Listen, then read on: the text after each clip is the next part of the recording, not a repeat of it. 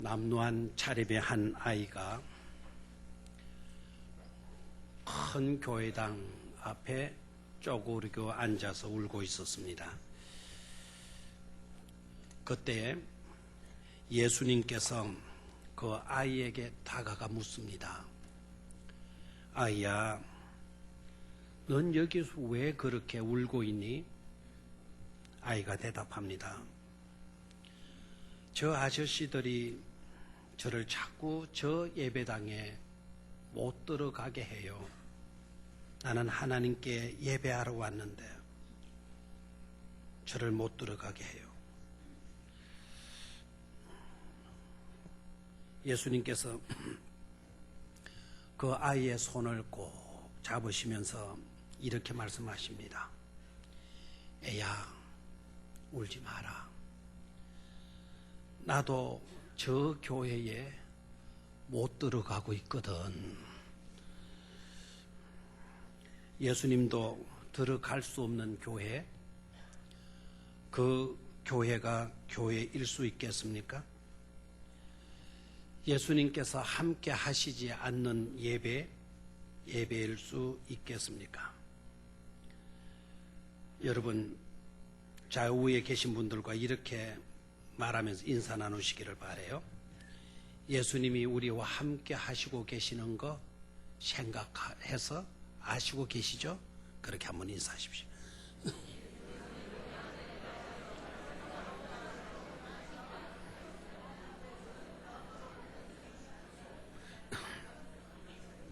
예수님이 우리들 가운데 함께 하시고 계심을 믿습니까? 여러분들 심령 가운데 예수님이 함께 계시고 계십니다. 오늘 말씀의 제목은 생각해 보라입니다. 무엇을 생각해 봐야 할 것인가? 첫 번째, 영광신앙에 서 있는가를 생각해 보라는 것입니다. 한번 따라 하십시오. 영광신앙에 서 있는가? 오늘 본문의 사도 바울은 이렇게 말씀하고 있죠. 생각하건대. 자신은 지금 생각하고 있다라는 거예요. 생각하고 있다. 내가 생각하건대 현재의 고난은 장차 우리에게 나타날 영광과 비교할 수 없도다라고 고백하고 있습니다. 대조를 이루고 있죠. 현재라고 하는 단어와 나타날, 장차라고 하는 단어가 대조를 이루고 있어요. 그리고 고난이라고 하는 단어와 영광이라고 하는 단어가 대조를 이루고 있습니다. 현재는 내가 고난 가운데 있다라는 거예요. 말할 수 없는 고난 가운데. 그러나 장차에는 하나님의 영광이 나에게 나타나게 될 것이다라는 거예요. 그 고난과 영광, 이 둘은 비교할 수 없다라는 거예요. 여러분, 이 비교할 수 없는 것이 역으로 되면 곤란하잖아요. 영광보다, 장차 나타날 영광보다 오늘의 고난이 더 크다고 한다면 우리는 비극적인 존재가 될 겁니다. 근데 사도 바울의 고백은 그렇지 않잖아요. 오늘의 고난보다 장차의 영광이 훨씬 더 크다라고, 비교할 수 없을 정도로 크다라고 지금 고백하고 간증하고 있지 않습니까? 이게 행복인 줄로 믿습니다. 바울은 현재의 고난을 안고 있었다고 그랬는데, 현재 그가 안고 있었던 고난은 어떤 고난이었을 것 같아요? 성경을 보면은 광야의 고난을 나는 안고 있다 그랬어. 이것은 환경의 고난이에요. 환경의 고난. 내가 서 있는 이 현장이 고난의 현장이라는 거예요. 내가 살고 있는 삶의 분위기와 환경이 어렵다라는 거예요. 그래서 오늘 현재 고난 속에 내가 있다. 그리고 거짓 증인들의 위험 속에 자기가 놓여 있다라는 거예요. 거짓 증인들. 참이 아니잖아요. 진리가 아니잖아요. 다시 말하면 비전문가들이 전문가를 우습게 만들고 있는 거예요. 이단의 교리를 가지고 와서 참된 복음의 진리를 외치는 바울을 어렵게 만들고 있는 거예요. 여러분, 이것이 무슨 고통인가, 이게 무슨 고난인가 생각이 되어지는 사람도 있을 거예요. 근데 이거는 말할 수 없는 정신적인 고난입니다. 만약에 우리 한의원 장로님에게 가가지고 환자가 자기가 다 진료하고 있는 겁니다. 그럼 정 장로님이 스트레스 받겠어, 안 받겠어? 의사는 누구인데? 내가 의사인데. 그러니까 이 사람의 그와 같은 잘못된 것도 고쳐야 될 부분, 이 사람이 안고 있는 질병도 고쳐줘야 되죠. 스트레스 많이 받는 겁니다. 음악을 전혀 할 줄도 모르는 사람이 음악을 잘하는 전문가에게 가가지고 이 노래는 이렇게 불러야 되고 저 노래는 저렇게 불러야 되고 이렇게 나온다면 피곤해요, 안 피곤해요? 피곤하잖아요. 전문가의 입장에서 보면 그게 고통인 거예요. 웃기는 일인 것이죠. 예배에 있어서도 마찬가지예요.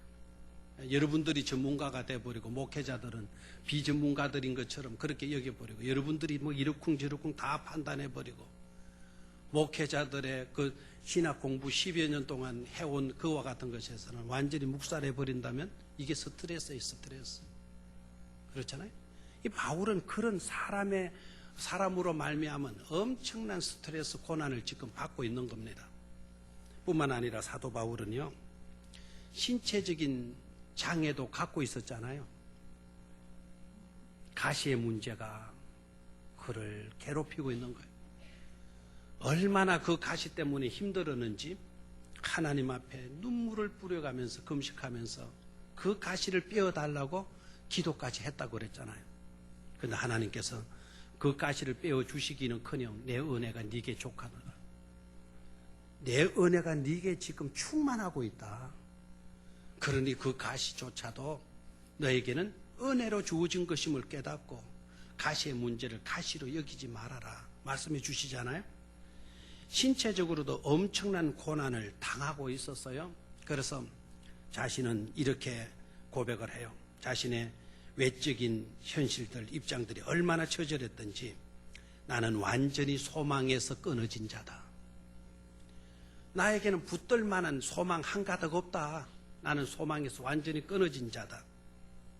그리고 또한 나는 사형 선고를 받은 거나 다름이 없다. 사형 선고. 언제 죽을지. 나는 사형 선고를 받은 사람이다. 뿐만 아니라 나는 모든 사람들로부터 배척당하고 핍박당하고 있는 왕따 인생이다라고까지 했어요. 왕따 인생이다. 한 가닥 잡을 소망도 없다 그랬죠. 사형 선고를 받은 상태다 그랬죠. 그리고 왕따의 인생에 차여 있다라고까지 했어요. 그런데 놀라운 거는 그럼에도 불구하고 주님을 향한 사랑 불변입니다. 교회를 향한 열정 식지 않았습니다. 그리고 복음에 대한 사명 더욱더 철저했습니다. 오히려 불타올랐던 것을 볼 수가 있습니다. 소망 한 가닥 없던 분이 사형 선고까지 받았다고 하면서 완전히 왕따 된 인생이라고 고백하면서 어떻게 주님을 향한 사랑은 변함이 없는 겁니까? 교회를 향한 열정은 왜 식지 않고 있는 겁니까? 복음에 대한 사명은 어떻게 그렇게 불타오르고 있단 말입니까? 그 이유가 도무지 무엇일까요? 성경은 그 이유를 이렇게 말씀하고 있습니다. 어떤 고난과도 비교될 수 없는 장차 누리게 될 영광 때문이었다고 말입니다. 고난과도 어떤 고난과도 비교될 수 없는 장차 내가 누리게 될 그 영광이 있기 때문에 그 영광 때문에 나는 변함없이 주를 사랑하고 변함없이 교회를 위한 열정적으로 헌신하고 복음에 불타는 사명감을 가지고 사역하는 것이라는 말씀입니다. 여러분, 사도 바울의 이와 같은 고백은요, 그냥 근성으로 듣고 지나갈 수 있는 그런 고백이 아니라는 것을 깨달아야 돼요. 이 속에는 우리에게 주는 중요한 삶의 지혜가 들어있어요. 우리가 오늘 이 시대를 살아가면서 하나님께로부터 들어야 할 막중한 메시지가 바로 이 속에 들어있는 것임을 깨달아야 돼요.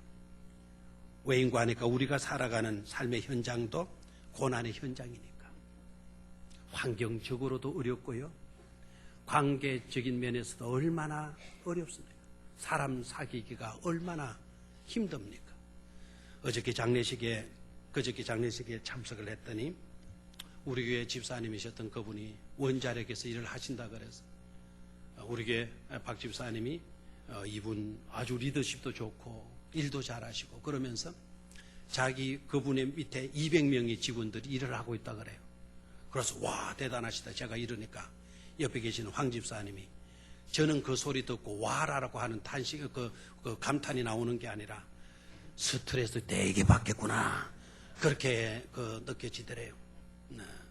사람 200명 다스리기가 쉽습니까? 여러분 힘드는 거예요. 사람으로부터 당하는 스트레스 이거 말도 못하죠. 우리가 살고 있는 삶의 현장이 지금 그러하고 있잖아요. 뿐만 아니라 온전한 건강을 갖고 사는 사람이 얼마나 되겠어. 나는 내 건강은 완벽해 자신 있게 이렇게 손들고 말할 수 있는 사람이 있어요? 다 우리는 장애인들이에요. 다 우리는 병든 환자들이에요. 요거는 좀 나을는지 모르지만 저 점에 약하고 있어.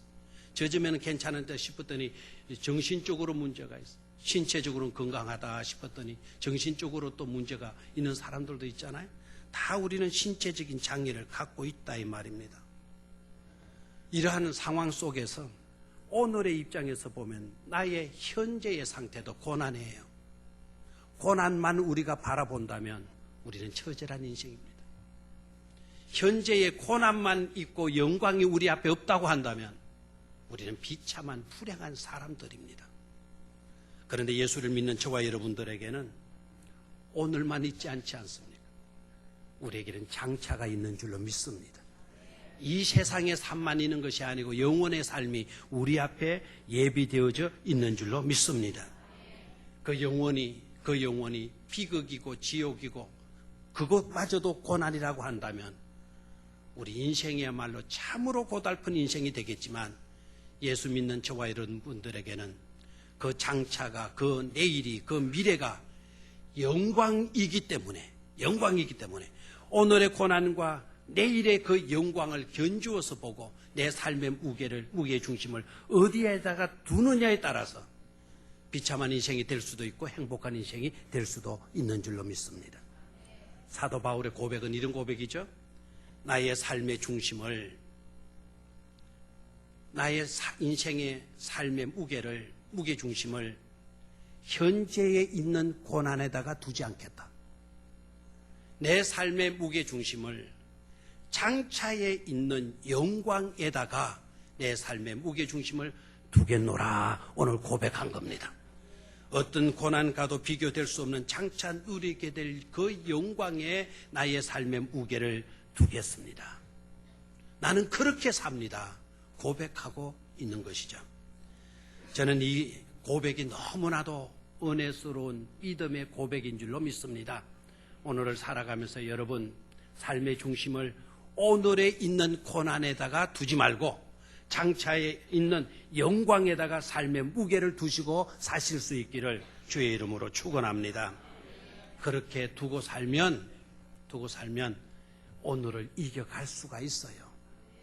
사람들의 문제, 갈등이 있다 하더라도 사람들이 비난하고 핍박하고 욕하고 손가락질하고 무시하고 업신여기고 한다 할지라도 여러분 웅덩이를 더럽히는 것이 미꾸라지 웅덩이 속에 있는 물고기 다가 더럽히지는 건 않지 않습니까?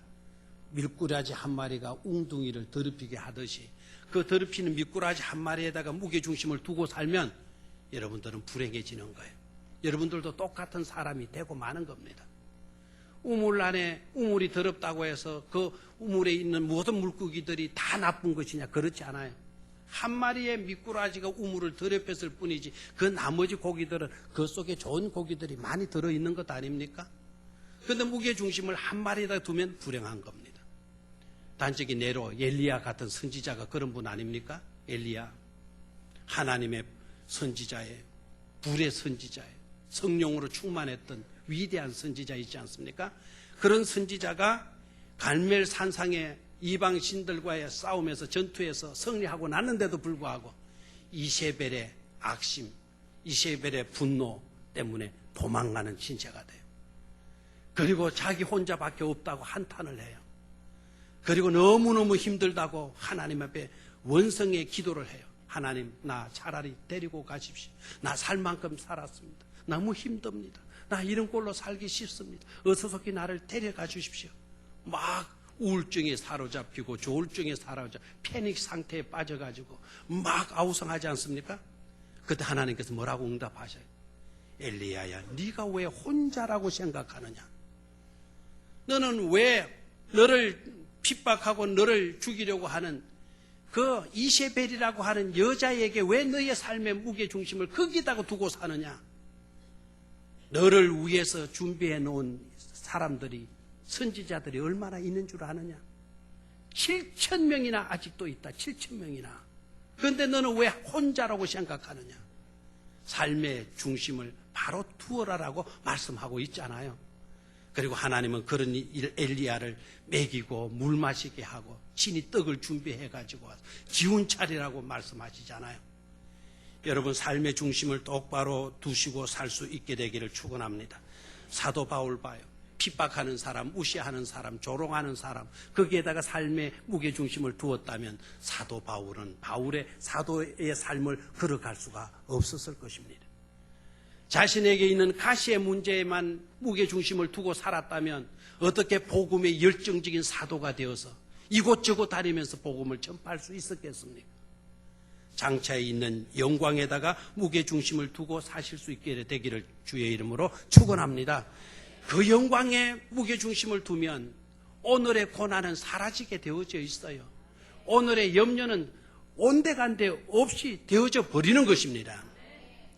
마치 여성이 출산을 앞두게 되면 고민하고 염려한다 그러잖아요. 두려워한다 그러잖아요. 그러다가 아이를 낳고 나면 아이 얻은 기쁨 때문에 그 고통과 그 아픔을 모두가 다 잊어버린다고 하지 않습니까? 그런데 이 세상 여성들이 출산의 고통이 너무 심해. 이거는 정말 죽었다 깨는 것 같은 고통일 거야. 그렇게 생각을 하고 아이 낳는 거를 낳지 않으려고 해봐요. 그렇게 되면 아이 얻은 기쁨과 행복을 얻지 못할 것 아닙니까?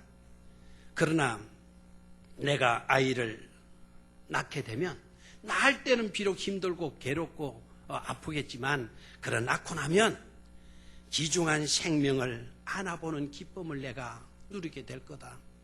귀여운 아이의 숨소리를 내가 들을 수 있을 것이다.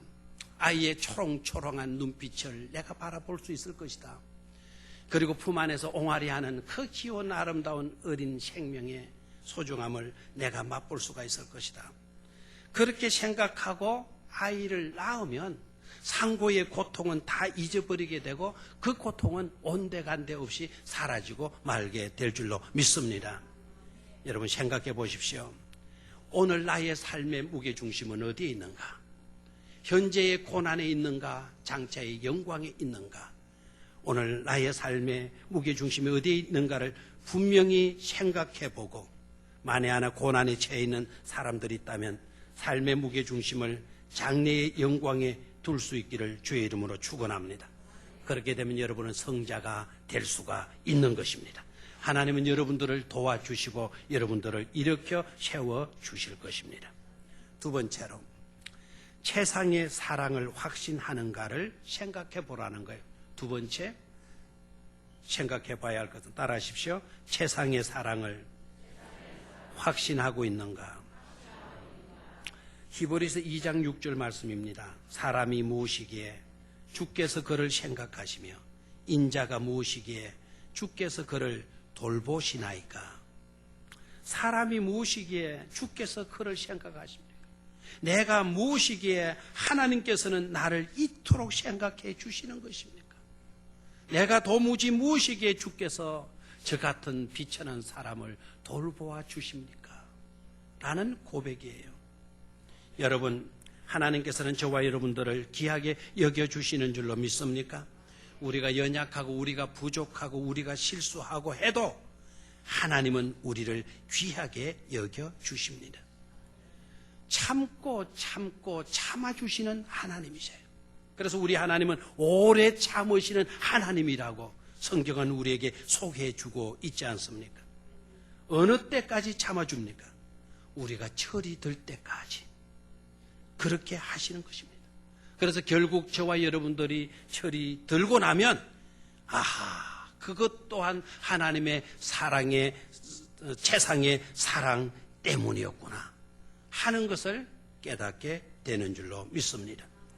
하나님은 독생자이신 분을 아끼지 아니하고 우리를 위해서 내어주셨습니다.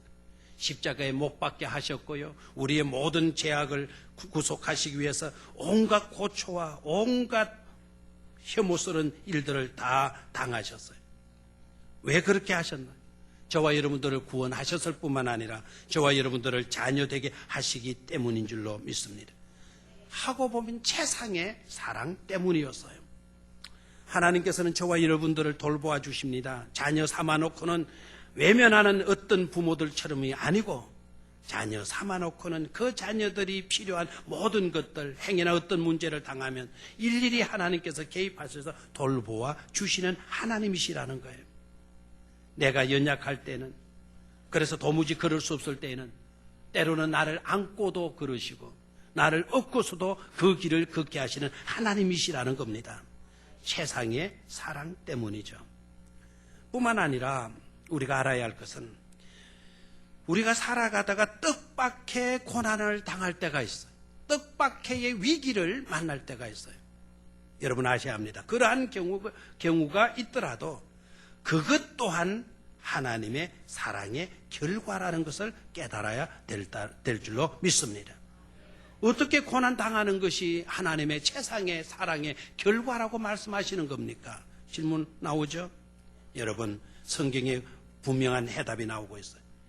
왜 그것 또한 하나님의 사랑의 결과라고 하느냐 하면 그 어려움 때문에, 그 고난 때문에 우리가 오히려 더 잘 되기 때문인 것이죠.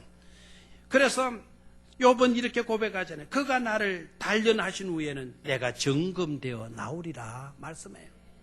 오늘은 내가 연단받는, 단련받는 고난의 상태예요. 그러나 이것이 지나고 나면 내가 점검이 되어 값진 존재가 되어 나오게 될 것이라는 겁니다.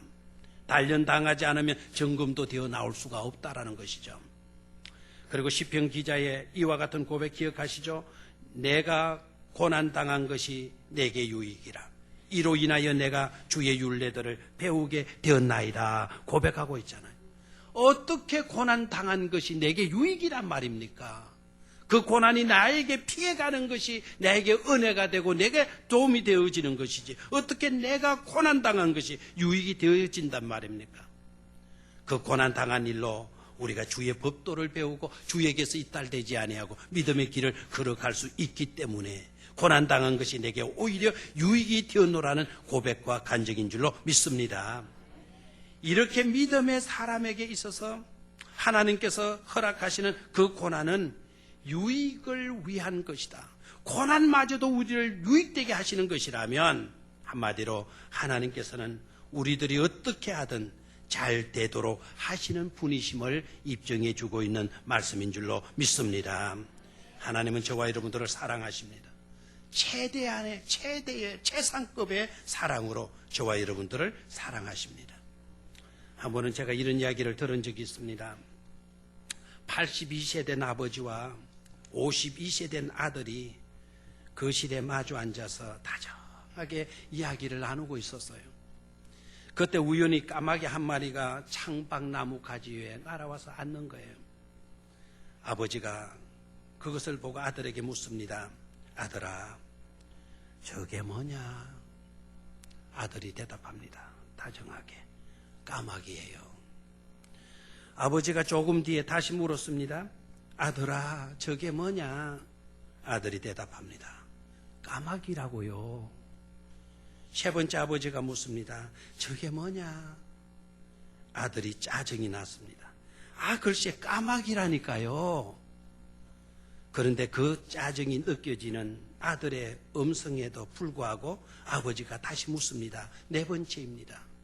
저게 뭐냐? 아들은 그만 참다 화가 나서 큰 소리를 지릅니다. 까마귀라니까요. 까마귀요. 까마귀라니까 까마귀. 마치 여러분들 같죠? 아니 그 말도 이해 안 되세요? 그 말도? 왜 자꾸만 같은 질문만 하세요? 하고 막 그냥 큰 소리를 지른 거예요. 그때 아버지는 썰썰이 아무 말씀도 없이 자리에서 일어나시더니 방으로 들어가시는 거예요. 그리고 조금 뒤에 때가 묻고 찢겨진 일기장을 들고 나오셨어요. 그리고 그 일기장을 아들에게 보여주었어요. 그 일기장에는 그 아들이 3살 때의 이야기가 적혀 있었습니다. 내용은 다음과 같습니다.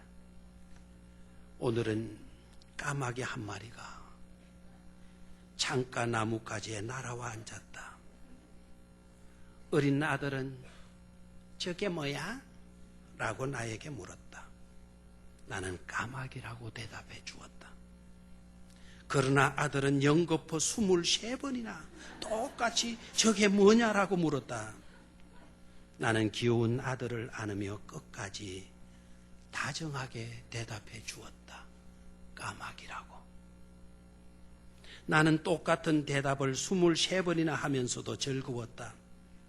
아들이 호기심을 갖는 것에 감사했고 아들에게 사랑을 확인할 수 있었으니 나는 행복했다. 이게 우리들의 부모 이야기 아니겠어요? 저는 이 이야기를 들으면서 선뜻 이런 생각이 내리에 박혔어요.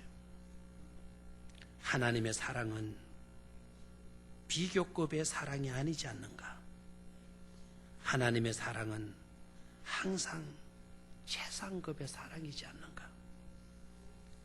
사랑하는 성도 여러분, 하나님의 사랑을 의심하지 마시기를 바랍니다. 하나님의 최상급의 사랑을 늘 확신하십시오. 머리로 아는 정도가 아니라 몸으로 완전히 고백될 수 있도록 하나님의 사랑을 체험하실 수 있기를 축원합니다. 그렇지 않으면 험난한 오늘의 고난 때문에 우리는 방황할 수밖에 없는 것입니다. 마지막 세 번째로 상급 면류관을 소망하고 있는가를 생각해 보라는 거예요. 한번 따라 하십시오. 상급 면류관을 소망하고 있는가. 오늘 히브리서 2장 9절 말씀 보니까 영광과 존귀로 관을 쓰신 예수를 보니, 영광과 존귀로 관을 쓰신 예수를 보니, 그 예수가 어떤 분이에요? 지난날 그 예수는 온갖 배신을 당했던 분이에요. 온갖 수모를 다 당하신 분이셨어요. 채찍과 십자가의 고난까지도 다 당하셨어요. 철저하게 우리를 위하여서 자신의 몸을 버리셨던 분이십니다. 그런데 그것이 끝이 아니었다라는 것을, 그 끄트머리가 오히려 영광과 존귀로 관을 쓰시는 것으로 오늘 우리에게 말씀해 주시고 있지 않습니까? 그리고 그것은 주님 자신만의 것으로 끝나지 않고요, 우리에게도 관련이 있다는 사실입니다. 그 일은 우리에게도 유효한 사건이고 있다라는 것입니다. 10절입니다. 그로 말미암은 이가 많은 아들들을 이끌어 영광에 들어가게 하시는 일에, 이렇게 말씀했습니다. 그로 말미암은 이가 많은 아들들, 그 많은 아들들이 바로 누구입니까? 오늘 우리들 아니겠습니까? 많은 아들들을 이끌어서 어디에 들어가게 하는 일에, 영광에 들어가게 하시는 일에라고 말씀을 하고 있습니다. 그렇다면 저와 여러분들도 하나님의 영광에 들어가서 생명의 면류관, 의의 면류관을 받아쓰게 된다는 말씀인 것입니다. 우리는 이 소망을 잊지 말아야 될 것입니다. 이 땅에서는 여러분 단 한 번도 1등을 하지 못하고 우승을 해본 적이 없다고 해도, 이 땅에서는 그 누구도 알아주는 사람 한 사람도 없다고 해도 낙심하지 마십시오. 설사 1등도 해보고 우승도 해보고 알아주는 사람이 그렇게 많더라도 그릇 것과는 비교될 수 없는 상급이 우리에게 주어지고 있음을 우리는 잊지 말아야 될 것입니다.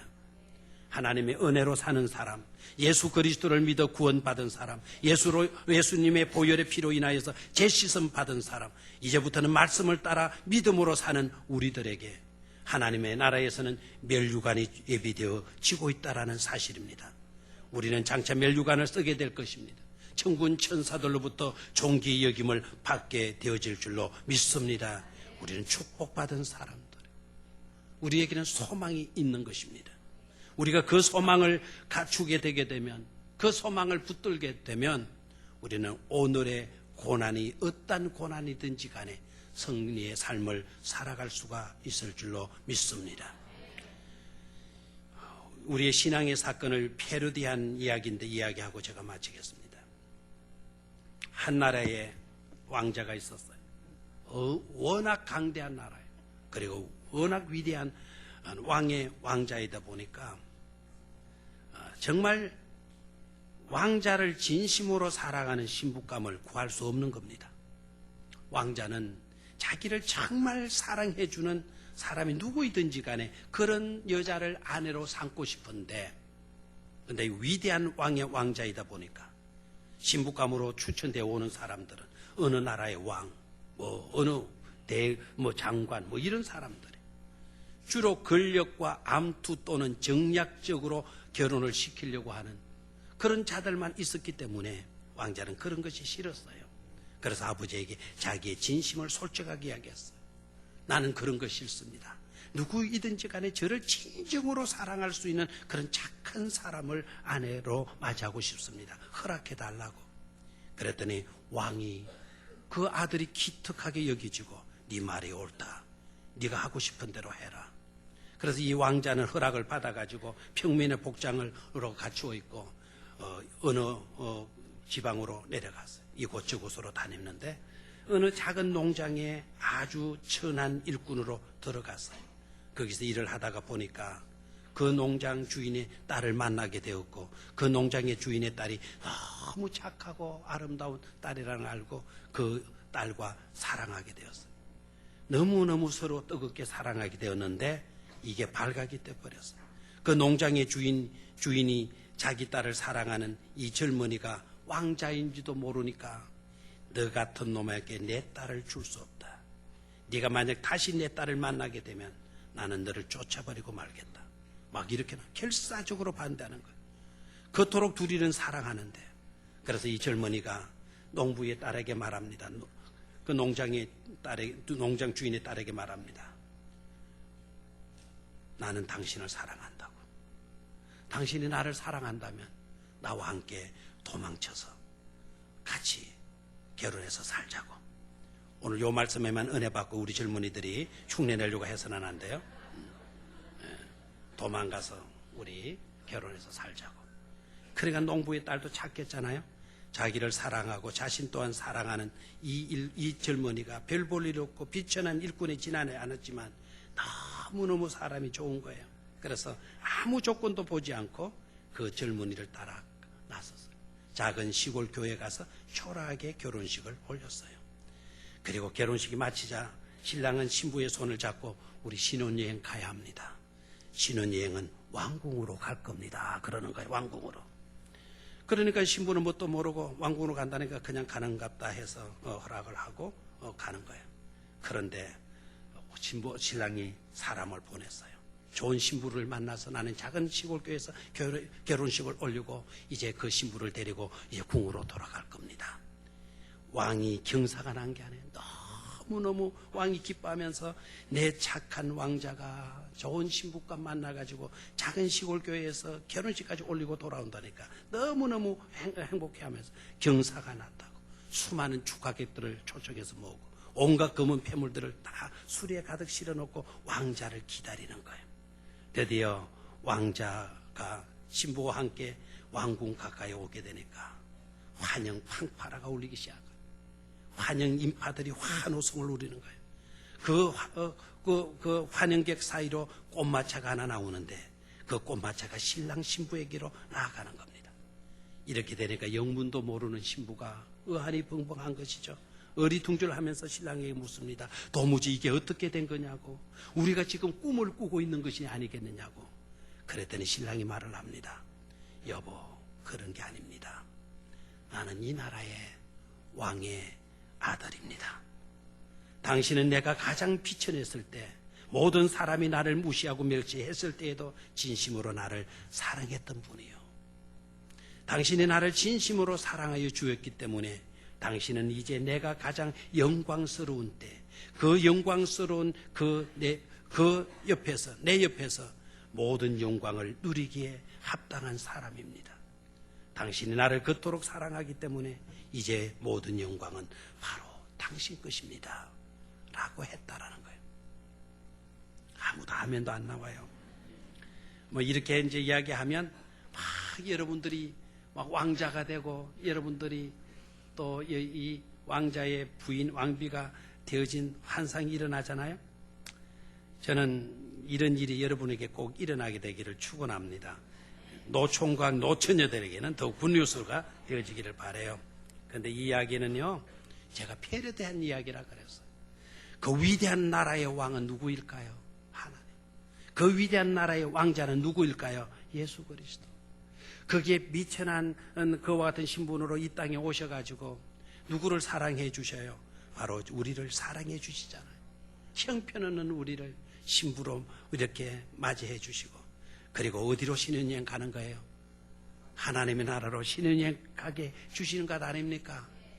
이 일을 생각해 보라는 거예요. 이 이야기가 남의 이야기가 아니라는 겁니다. 이 이야기가 저와 여러분들의 이야기이고 있지 않습니까? 얼마나 복된 일입니까? 그런 거로 살아가는 성도 여러분, 더욱 신앙을 돈독하게 지켜갈 수 있기를 축원합니다.